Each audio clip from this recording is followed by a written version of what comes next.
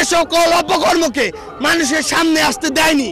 তারা ইসকনের এই সকল অপকর্মকে মদত দিয়েছে, প্রশ্রয় দিয়েছে, আশ্রয় দিয়েছে, লুকিয়ে রেখেছে।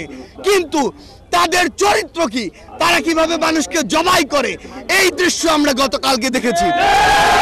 আমরা আমাদের জায়গা থেকে স্পষ্ট করে বলতে চাই, বাংলাদেশের মানুষ যেমন সকল ধর্মের প্রতি সহানুভূতিশীল, একইভাবে সকল উগ্রবাদীদের বিপক্ষে তাদের রক্ত গরম হয়ে সর্বোচ্চ অবস্থানে যেতে, তাদের বিরুদ্ধে দাঁড়াতে, তাদের প্রতিহত করতে বিন্দুমাত্র দ্বিধা করবে না। বিশেষ কোনো রাজনৈতিক দল না, এটা আওয়ামী লীগ।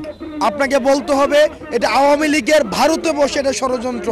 গতকাল সাইফুল ভাইকে নৃশংসভাবে যেভাবে হত্যা করা হয়েছে সেটি হচ্ছে হিন্দুত্ববাদী উগ্রবাদিতার যে প্রকাশ, এই উগ্রবাদিতার বহিঃপ্রকাশ ঘটেছে। সেজন্য সাইফুল ভাইকে যারা এই যে এভাবে হত্যা করেছে তাদের বিচার করতে হবে। ইসকনকে এই উগ্রবাদিতা ছড়ানোর জন্য নিষিদ্ধ করতে হবে।